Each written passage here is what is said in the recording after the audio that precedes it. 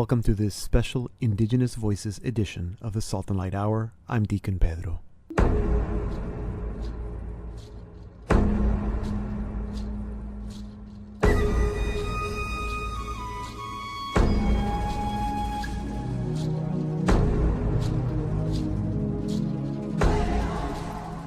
Last month, we started Indigenous Voices, a little mini-series within the Salt and Light Hour to help us get to know Indigenous people, learn from their stories and legends, and learn about their culture, languages, and spirituality. This is all part of walking together with them towards true healing and reconciliation, for we are all in need of both. Last time, we heard from Harvey McHugh, an accomplished educator from the Georgina Island First Nation in Ontario, and we also met Cassidy Karen, the president of the Métis National Council. You can listen to those conversations on our website, slmedia.org/podcast. Today, we will speak first with Julia Kozak, an artist and dancer from the Nisga'a Nation in British Columbia, and later on, we'll speak with Alan Jamieson, an elder with the Cayuga Nation in Ontario. Welcome to our second episode of this Salt and Light Hour special series, Indigenous Voices. Julia Kozak was born and raised in Vancouver and in the lower mainland of British Columbia. She is a visual artist and a powwow dancer. We spoke about growing up as an Indigenous woman, her Catholic faith, and about storytelling. We also spoke about the missing and murdered Indigenous women and girls movement and about the meaning of true reconciliation.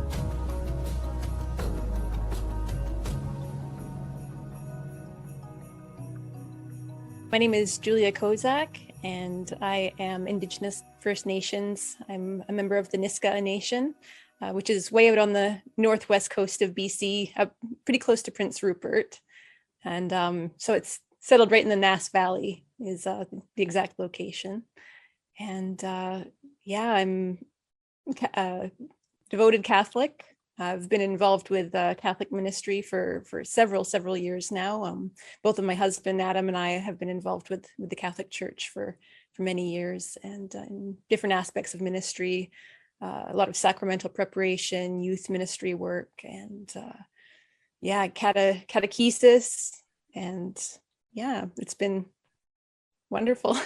Yeah, you're also a dancer and an artist, and I want to talk about that. But first, you weren't always Catholic. You were born, correct me if I'm wrong, you were born in Vancouver, or you grew up in Vancouver. What was it like growing up as a young Indigenous woman in Vancouver? It was interesting. So the first part of when I was growing up, we weren't really close to an Indigenous community. We had maybe a couple of Indigenous friends, but we weren't very close to an Indigenous community. When we moved more into the lower mainland, into Abbotsford, we did connect with the Indigenous community there. There's the SLHour Nation that we were close to. Right. And so that was really rewarding to be able to learn more about, especially the West Coast Indigenous culture. And oftentimes I would go over to my friends' houses there, and their parents actually, it's interesting, they wouldn't necessarily tell me about different traditions and history and stories, but they would show me. Mm-hmm. So they would show me carvings, or they would tell us stories, or they would share their food with us, and it would be traditional bannock and chili and rice and things like that. So I learned just through example, mm-hmm. And listening to the music that they would play and seeing different things that they were involved in the community. So it was beautiful. The sense I get from Indigenous people I know, not just here in Canada, but even in the States and other places, is that the culture is very family oriented. So do you come from a big family when you moved to Abbotsford? Is that because you were moving closer to family, lots of aunties and cousins, or what was that like? Oh, well, I actually have a lot of family across the country. We actually moved closer to the lower mainland. We had some friends who had moved into the lower mainland. Mm-hmm. And for my dad's work, my parents worked in ministry as well for basically their entire adult lives. Okay. And they were missionaries. And so they did a lot of ministry work out west. And okay. Yeah, so we moved a bit closer when they moved the head office to the lower mainland. I understand. Okay, so because you're a Catholic convert, but you grew up as a Christian? Yes, yeah, I grew up with a evangelical background. Okay. So Yeah. was it your experience then growing up that there was a healthy relationship between the church and the Indigenous community? There was, yes. I didn't feel any friction between the Christian churches, or like the churches that we went to, and the Indigenous community. A lot of the people from the Indigenous communities that we knew went to church as well. Hmm. Not necessarily the same church. There's a lot of churches in the town that Yes, that I I grew up actually, in. yeah, I So do know Abbotsford, and there are a lot of churches. That's true. yeah. So I didn't feel that there was any friction um, Hmm. at all. Do I you didn't hear know, anything like do you know this. how many generations back your family was Christian? More or less, Oh, maybe? several. I couldn't put a number on it, but I Yeah, know, yeah, my parents and my grandparents, and yes, I believe even my great grandparents right. were Christian to one extent or another.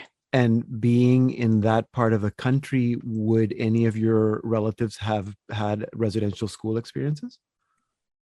It's very likely that they did. I don't have a story specifically, but knowing, especially up in the Prince Rupert area, Mhm. yeah, up in the Nass Valley, they would have been taken to residential schools. There were a couple of them that were nearby, and even they probably would have been taken as far as Kamloops. Yeah, and for people that are maybe are listening who are not familiar, so Prince Rupert, we always think it might be northern BC, but it's actually not. It's about halfway up British Columbia on the coast, right? Um, Yes. um, um, you ended up. I mean, you're an artist now. Were you always an artist? When did that start happening for you? And the dancing as well. I mean, I include that as art as well. Oh, sure. Yeah, I've always been a dancer. I've always been an artist. Ever since I was even a toddler, coloring, drawing, painting. Um, I started actually dancing. My parents enrolled me in ballet class when I was 2 years old. So Wow. I've been a dancer basically since I could walk.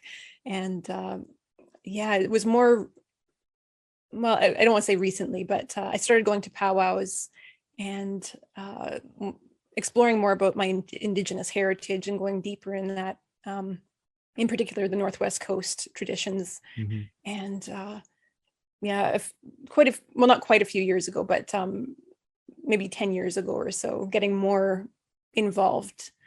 And so that really has led me to exploring the symbolism between the art and the stories and the mythology, in particular the Northwest Coast art, Hmm. and seeing how the lines form, trying to tell stories with the art and the paintings that I do, what colors to use, because everything holds symbolism Yeah, I can and imagine. meaning. Yeah. Was there And something? yeah, and I've Sorry to go interrupt. ahead. Was there something that happened or something that changed for you 10 years or so ago that made you want to go deeper into those traditions? I think getting involved with the Indigenous communities around here in the area uh, spurred me on to learning more, and just realizing how I didn't have that kind of education as much Hmm. in school. A lot of things they didn't know about, so they wouldn't really teach it very much. And anytime that I was able to have exposure to learning more about Indigenous culture and tradition from across Canada, I would just soak it in, and Hmm. yeah, just realized how much I didn't know about even my own culture and my own Northwest culture, Yeah. and wanting to delve in deeper to that. And that even led me to uh, yeah, powwow dancing. And when I started to get even more into powwow dancing, I built my own regalia. So I drew things out and I sketched to design my own crest. And I got the fabrics and materials and I stitched everything together by hand. And so I built my button blanket and yeah, wear it proudly at the Right. powwows. And Right. especially out here, it stands out quite a bit. You don't have a lot of West Coast dancers out here. Yeah. I think people that are here, and here meaning in Ontario, Yes. are familiar with powwows. Is that maybe some people don't know what a powwow is? So maybe you can tell us what a powwow is. And also, I'm curious, is it as present powwows in the West Coast traditions?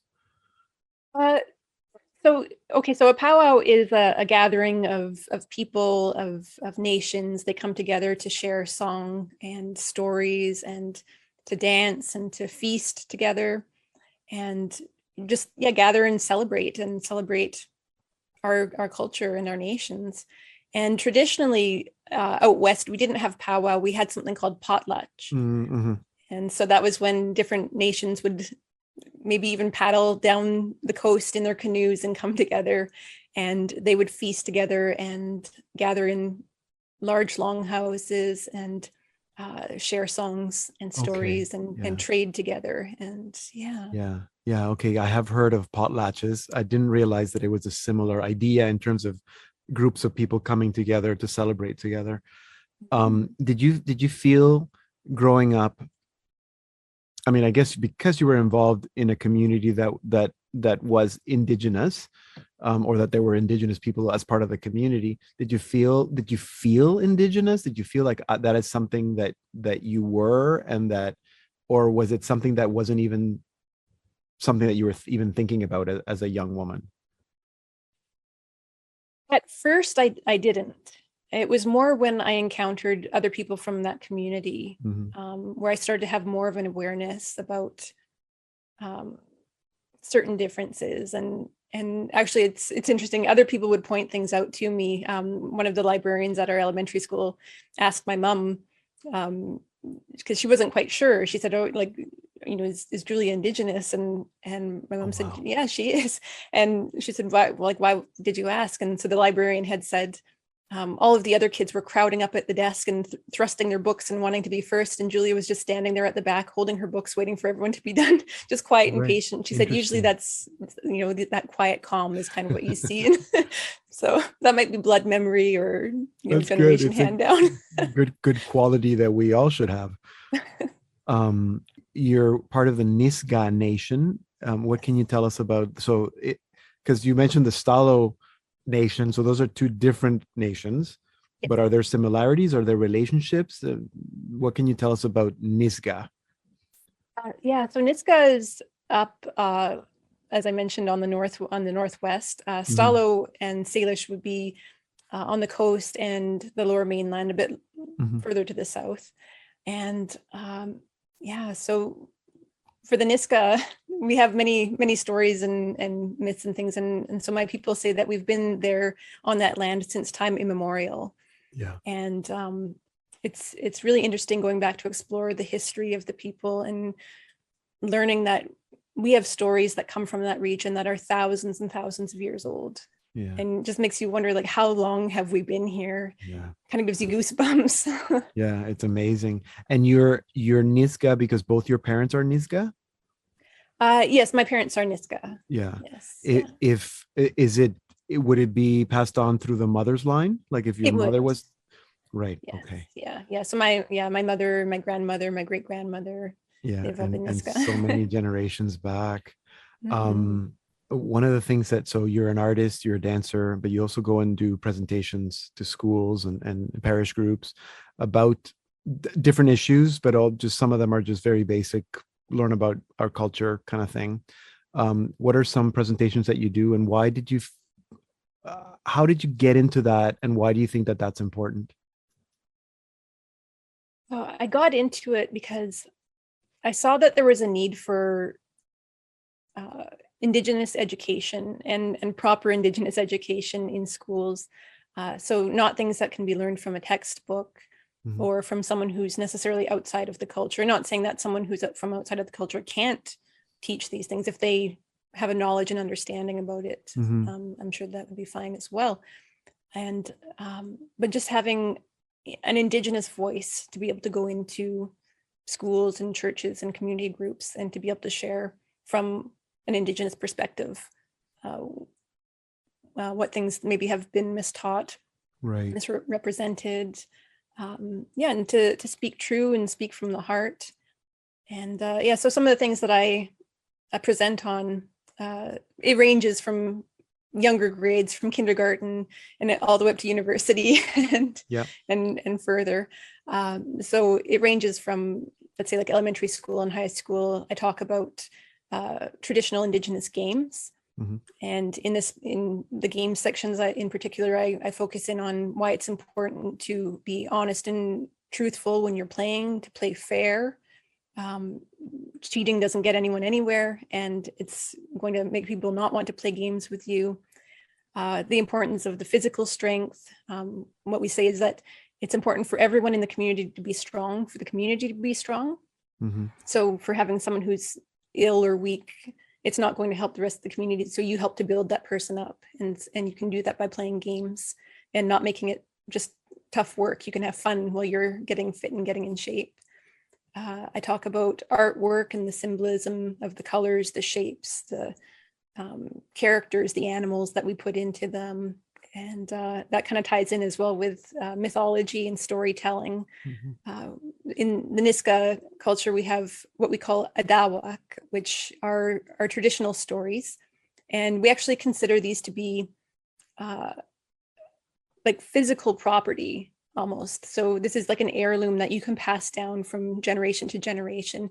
And there are certain adawak or stories that are only meant to be told by certain families or clans in the Nisga'a Nation. And then there are some that all of the people of the Nisga'a Nation can share. And so we hold these very dear, and they're orally passed down. So you're not going to find them in writing very often. They're meant to be spoken, they're meant to be acted out. And Wow. so in my presentations, I do enjoy kind of putting on those characters and emoting. What an honor to be given a story like that you own, that only you can share, and then to be able to share it. I would think that that's such a beautiful privilege. I know that with older groups, you would also go into some more serious issues, and there are lots of issues about just relationship between the Canadian government and the people, all throughout and historically. But I know that one of the issues that you speak on is the missing and murdered Indigenous women. Can you tell our listeners that might not be familiar with what that refers to? What is the missing and murdered Indigenous women? What does that refer to? And I mean, I think that once they understand, they'll know why it's important to talk about.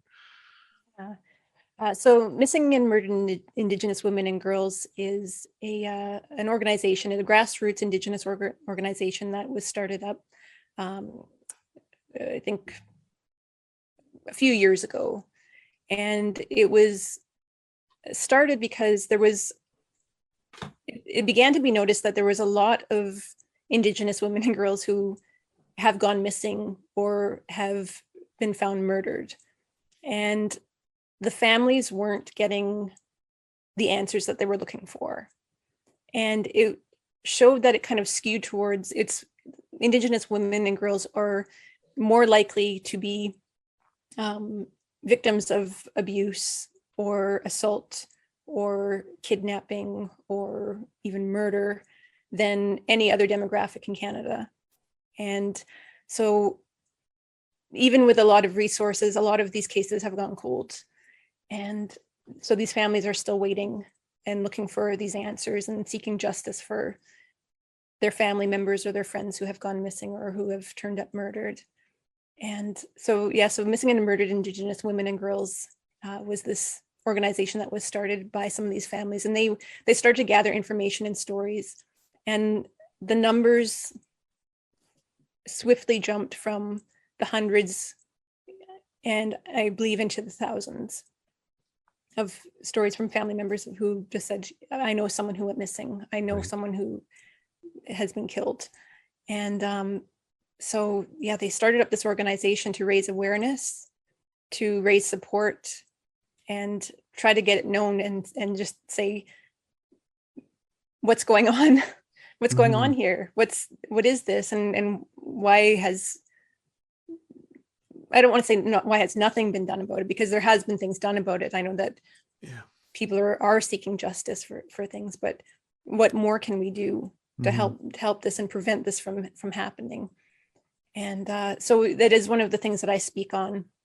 And so part of my story actually about why I more recently, I guess in the past 5 years or so, got more involved in speaking out about missing and murdered Indigenous women and girls is when I was 8 years old, I was walking home from school one day, and we lived in a safe enough neighborhood. We knew about stranger danger. You don't take rides from strangers. You also don't take rides from your friends' parents, even if they said, your mom told me it's okay. You don't get in a car with anyone else or anything. And so yeah, this one day I was walking home from school, and a man in a blue van pulled up on the sidewalk beside me. And he was clutching the steering wheel so tight I could see the white on his knuckles, and he had this horrible look on his face, like he was like panicked and like exhilarated at the same time. And so he pulled up on the sidewalk beside me, and it's only by God's grace that there was a parking lot beside me. So I jumped over this small hedge into this parking lot and kind of backed away, and just thought, like, looked at him like, what are you doing? And then when he realized he was kind of stuck on the curb, he wrenched the steering wheel to the side and sped off down the road. And so one thing that I share is that some people have said to me, that's really lucky that you got away that day. And I'll say, like, luck has nothing to do with it. Like, God had his hand on me that day. Yeah. And so in particular, over the past few years, as I've gotten to know more about missing and murdered Indigenous women and girls and the organization, it's prompted me to think to myself, why did that happen to me? Why did God preserve my life that day? And with knowing that he preserved my life and gave my life back to me as a gift that day, what am I going to do with it? And so one way that I can grow fruit from this and reach out to people is that I can share my own experience, because I almost became one of those women, one of those girls who disappeared. And so I can share, and I can say, if people need a faith, need a voice to speak up for it, here I am. And so if I can raise any kind of awareness for that, any kind of compassion from people about it, any way to make them feel like, yeah, something needs to be done, then that's my role. Right. And hopefully after today, when people have heard your story, then they also can become shares of that story, that truth, as we raise awareness. There's a lot of talk about the residential school system, but that was just one issue. There are so many others, like missing and murdered Indigenous women and girls. Intergenerational trauma is another kind of catchphrase that we hear. I want to ask you a little bit about the Holy Father and the Catholic Church, because he might be coming to Canada to offer an apology, kind of very specifically about the residential schools, but maybe there's more there. But before that, what are your thoughts about reconciliation and how we need to move towards reconciliation? So I guess there's two questions. What do you think is needed for reconciliation to truly happen, to achieve healing? And then how can the church, or how is the church, and maybe even in the figure of the Holy Father, how does the church need to be part of that? Well, I did want to say first, I think being very precise in our language here, one thing that I think, well, it's very important to be able to listen to the hurts of other people, and when they're hurt and they're wounded, to be able to just sit and listen and not go against that, because sometimes we just need to be silent and just listen to what's going on. I often will say, when I encounter people who say, how can you be part of a church that does something like this?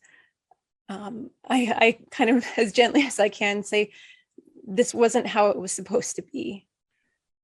We, as a church, this was not our Lord's image. This is not what he had in mind. We as people have done sinful things, and like all of humanity, all of people have done wrong things. So it's people who made sinful choices to do things, and that's what needs reconciliation. God has his church, and that is beautiful and is perfect, but we as people who make up the church are flawed. So that's what every day we struggle with, right? But so that aside, Thank you for adding that, because I think that's important to keep that in mind as we move towards reconciliation. But yeah, tell us what you think is needed for true reconciliation to, other than that, for true reconciliation to happen.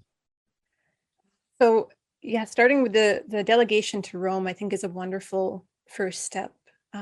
Being welcomed to Vatican City to be able to meet with the Holy Father is this one side of this door opening, and being able to sit and communicate with each other, so that each person has a chance to speak and to feel that they are being heard, and for the church to be able to, as I said, sit in silence and listen first of all, and just kind of take it in and absorb and just hear what has been going on and the feelings and the emotions that have come up, and hear ideas about how to move forward.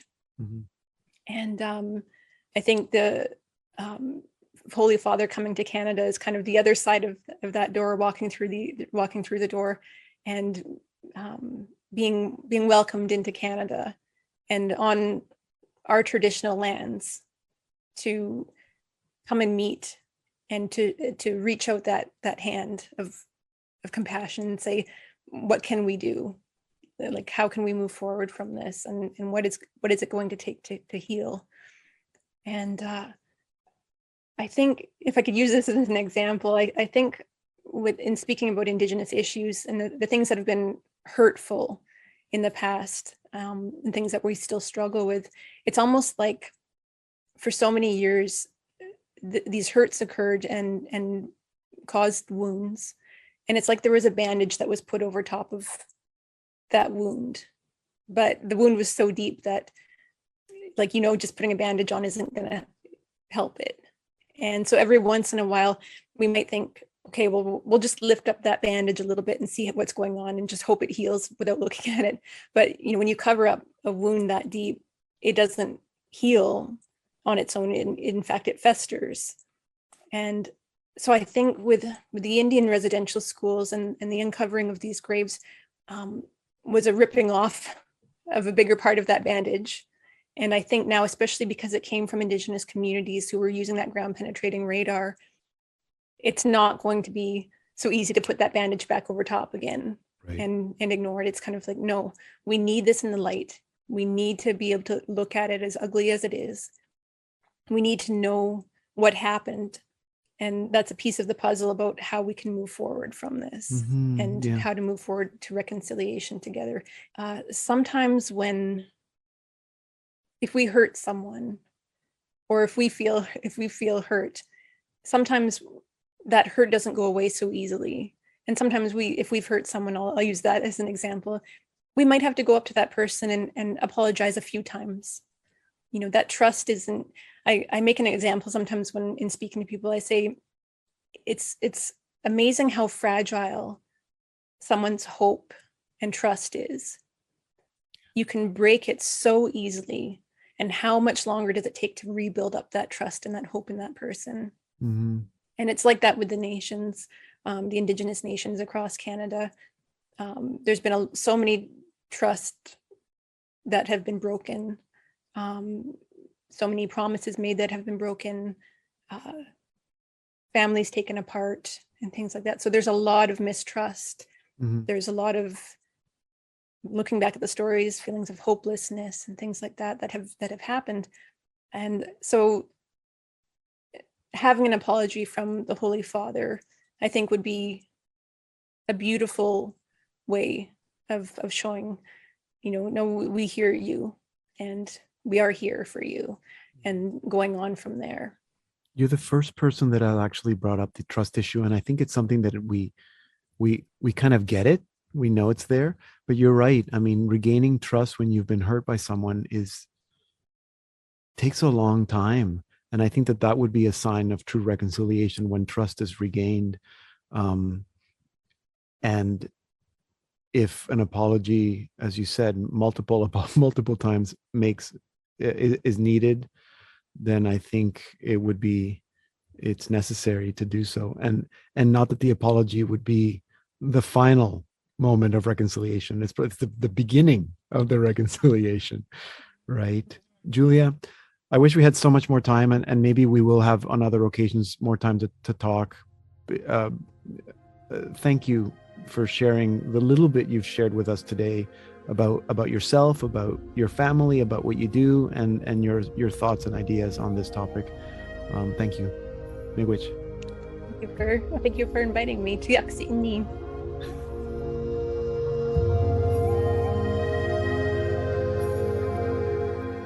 Speaking with Julia reminded me that there were Indigenous Christians for over 200 years before Canada was even a country.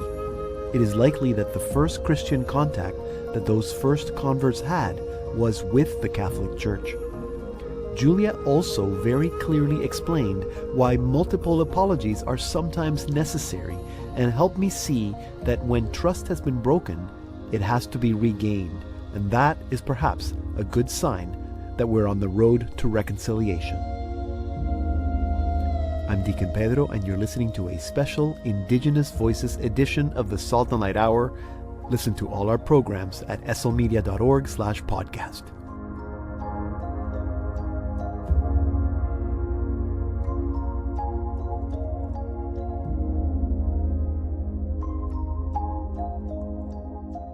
Alan Jamieson is a faith keeper from the Wolf Clan of the Cayuga people, which is one of the 6 nations in southwestern Ontario.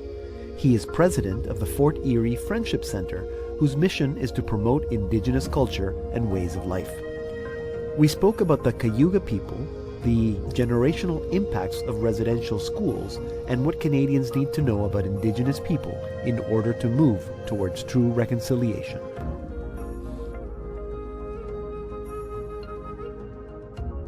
My name is Alan Jamieson, and my native name is Sagonegoyosta. I'm of the Cayuga people and currently residing in Fort Erie, Ontario, where I'm the president of the board for the Fort Erie Native Friendship Center, and also on the consulting elder for the Indigenous Diabetes Health Circle. I worked a long time with a Native arts organization and have worked within the Native community in different areas, but they all involved community. Was one of the first directors of a Native men's residence in Toronto, which is still functioning, and which really was the first one of its kind to open across Canada. So, I try and assist the community wherever I can, and all the issues are very close to my heart. I did have my grandmother attend residential school. My brothers did, and so I know the impacts of it. We call them generational impacts, because my grandmother was not a loving person because she grew up without any love, and so that got passed down to her children, and then her children, to the grandchildren. So, it's a long time to realize, what took place, and Right. And to start getting our communities back together, and healing, and it's a lot of work. It is, and you are one of those people that I think have been able to maybe not necessarily come to terms, but at least help bring the circle around, and help your community heal. And I'm curious, Alan, to know a little bit about what it was like for you growing up, because I know you didn't start as a community activist helping the community. So did you grow up here in Ontario? Were you born in Ontario? Yeah, I grew up with my grandmother, and extended family, and that was in the Brantford, Ontario area, and actually was baptized and was part of the Catholic Church in my very early years. So, I attended the Catholic public schools, and it wasn't until maybe I was about 9 or 10 that I started realizing there were different things going on in the world, and that was because my grandmother was involved with the rights of our people, and by that I mean fishing, hunting, land claims. And so she would always have leadership meeting at her house, where she had several documents, and she would assist people that got arrested, for fishing or hunting, and bring out copies of the treaties and go to court with them, and argue the points that we have a right to hunt, we have a right to fish, that we have a right to survive. So, it was growing up in that atmosphere that led me to realize there was, there was more to the world. Yeah. Than just what I had been exposed to. I can see that. Your grandmother would have been a huge influence on you. Did she ever talk about her residential school experience? Yes, she did. And I remember her mentioning that she said when she was leaving, the teachers emphasized to be forgiving. Mm-hmm. And she kind of wondered why when she was leaving they kept mentioning that or mm-hmm. emphasizing that. And then much later in life, when she understood the atrocities that were done to her, she said, now I realize why they wanted to push to be forgiving, because they wanted us to forgive them for what they did. And so it was she was bitter. She was very bitter. Yeah. You mentioned that you were baptized. Was your grandmother Catholic or of a Catholic background before she went to the school? No, she wasn't. I think I was baptized because of the influence of one of my aunts. Okay. Yeah. So my dad was away working as a machinist in different cities across North America. Mm-hmm. And so, I was spend a lot of time with my aunts and uncles, extended family, and it was through one of their influences that I was baptized. Right. Was being an adolescent or a young man, having grown up in the Brantford area, did you face any specific challenges or difficulties that maybe other people like myself would not have faced? It wasn't as like, it wasn't a situation of being bullied. Mm-hmm. And I think it was because that was around the time actually when programs were starting to come into the schools about more awareness and more respect for differences. Mm-hmm. So there wasn't that much trouble. Yeah. Mm-hmm. Now I know that you went on to university. You have a BA in English. You have a master's in Native Studies. was that something you always wanted to do, or was it a bit of a journey to get you there? Yeah, that was a journey.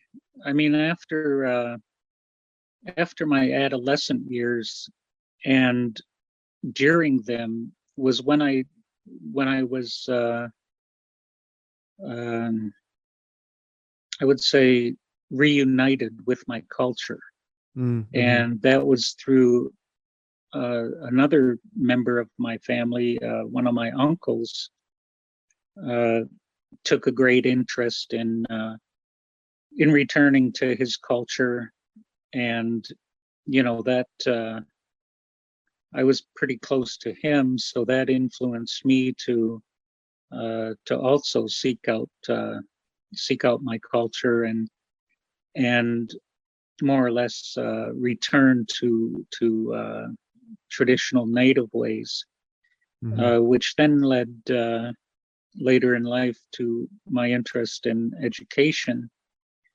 and that's when I pursued college and university. But it was Mm-hmm. it was later. I was in my late 20s when I went to college.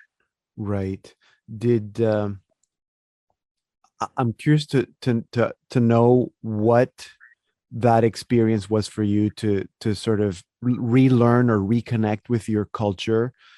Yeah, that was very very invigorating. Very, um, it made, and it was I would say it was a movement pretty much going on across the country.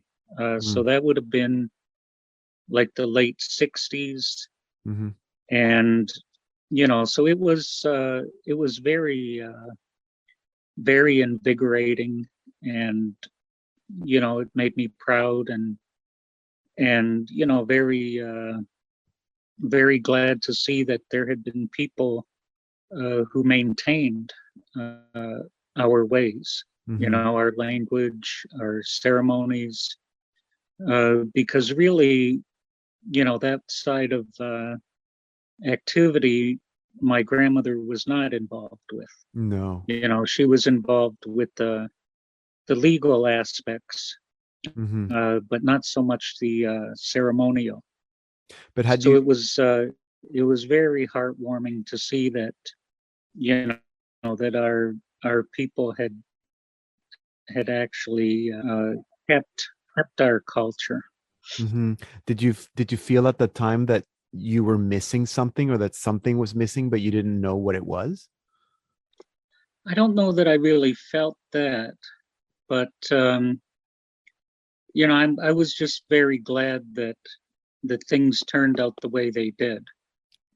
Because later in life, my family, including my father, we had a meeting with the United Church, and at that meeting, my father uh, kind of broke down and said, that he grew up not realizing any of his native culture.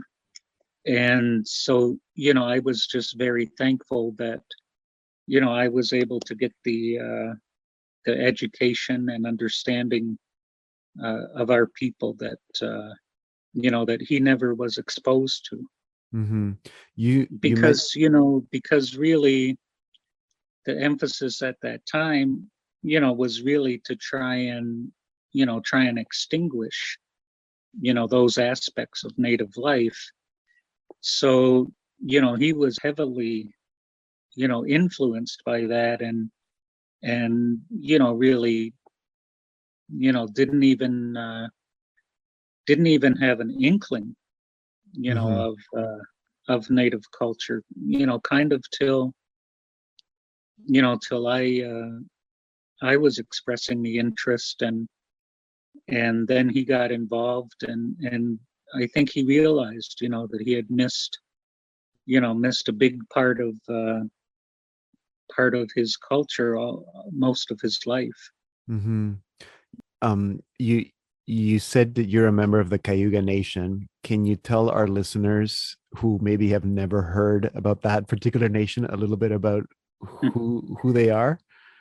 Yeah, the Cayuga are part of what's called the Six Nations Confederacy, and that being the Mohawk, Oneida, Onondaga, Cayuga, Seneca, and Tuscarora. And originally, our homeland was near Ithaca, New York, or where Cornell University is. Cayuga Lake, that's our original territory. And when we lost that, we settled with mostly the Mohawk people in the Brantford area through what's called the Haldeman Tract, which was an area of land granted to us 6 miles on each side of the Grand River.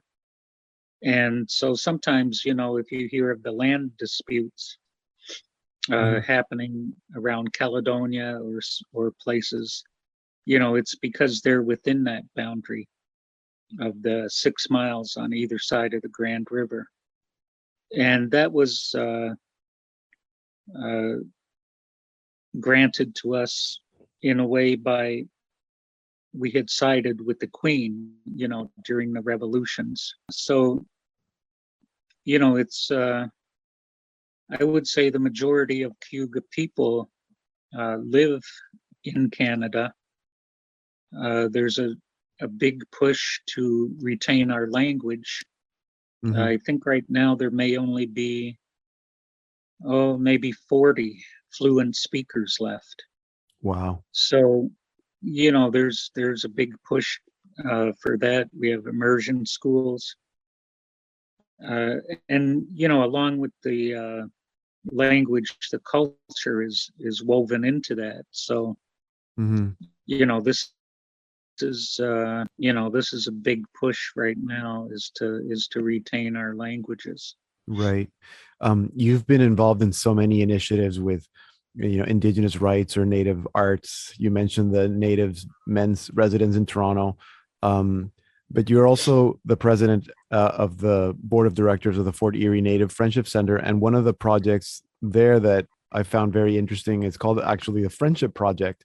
And I'm wondering if you can tell us a little bit about that and why you think that something like that is so important.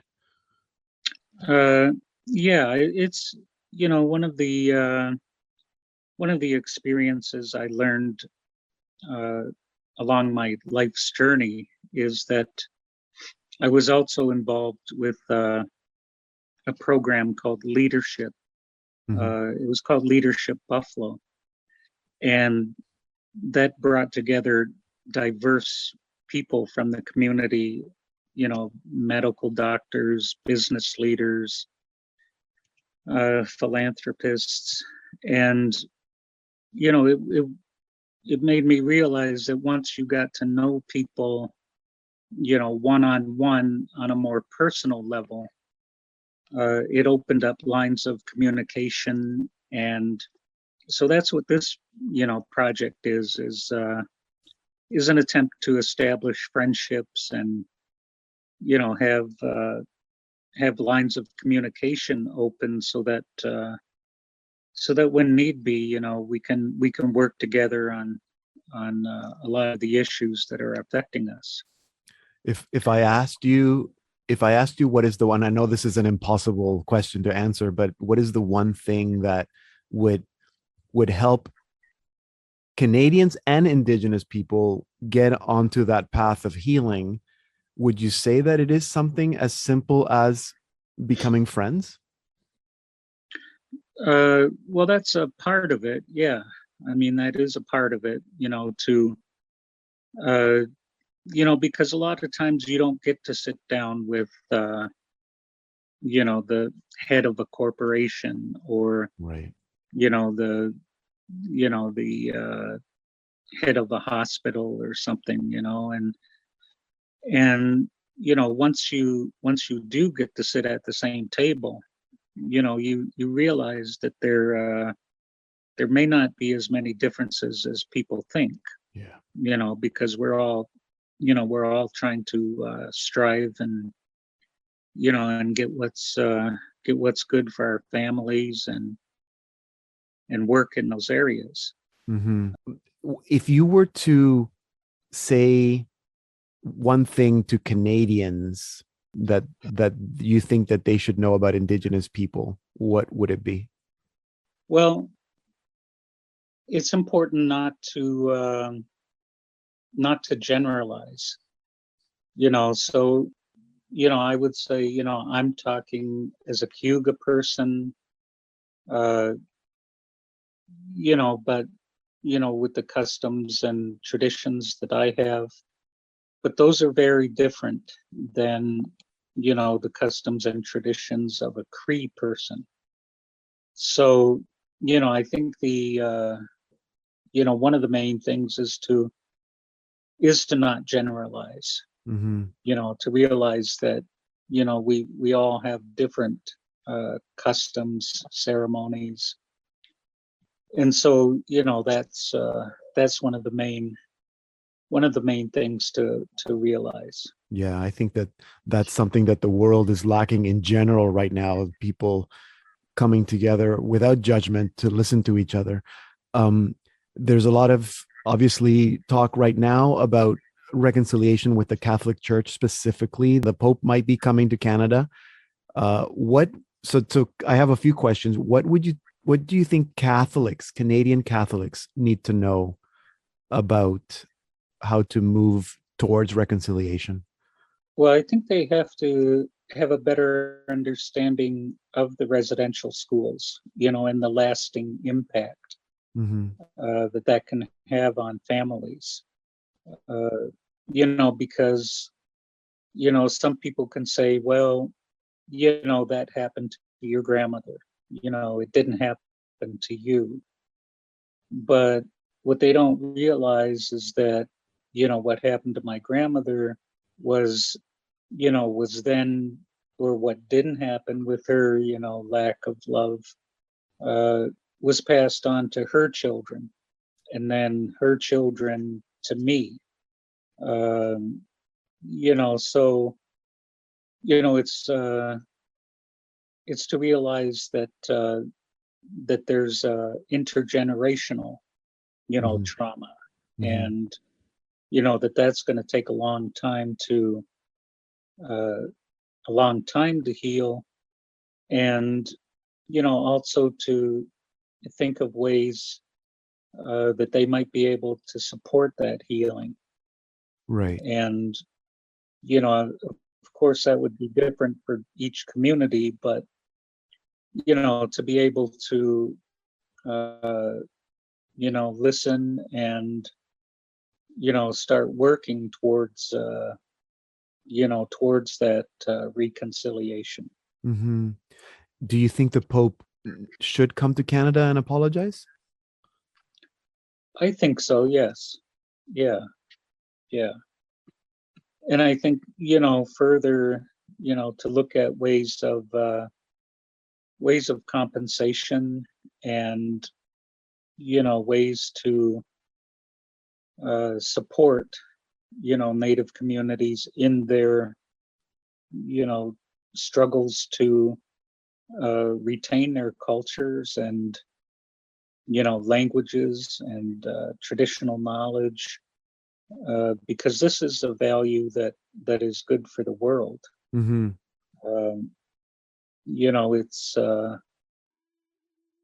it's really now that we realize the value of our culture, we're going to strive and work as hard as we can to retain it. Mm-hmm. um, but it would be helpful to uh, to have allies. Yes.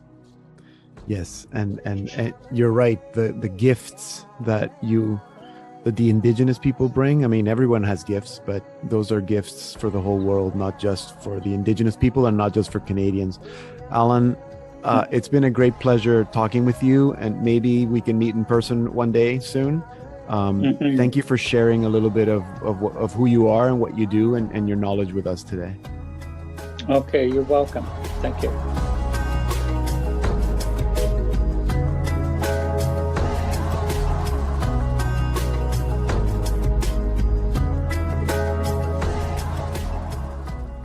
Alan Jamieson made me realize that there's a whole generation of Indigenous people who grew up not considering that the fact that they were Indigenous was important. It's only been in recent generations that they have begun to recover pride in their culture and their languages. I do hope that soon there will be more than just 40 fluent Cayuga speakers. Alan is also right in saying that reconciliation begins with friendship. Once we get to sit at the same table, we realize that there may not be as many differences as we think. Once we get to know each other and become friends, the path towards reconciliation is not that hard.